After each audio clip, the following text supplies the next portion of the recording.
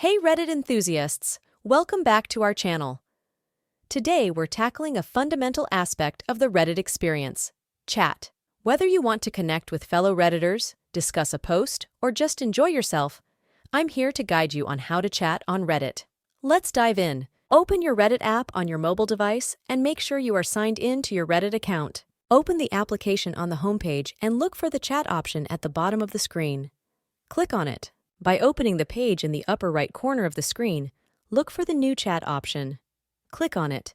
By clicking on the option on the new page, you can search for the person to whom you want to send a private message or have a conversation. By returning to the previous page, you can search for channels where you can comment on posts and chat with members of that group.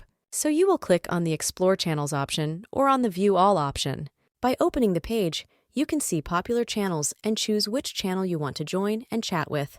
It's that simple. Participating in Reddit conversations is a fantastic way to connect with people who share your interests. If you found this quick guide useful, please give us a thumbs up and consider subscribing for more Reddit tips.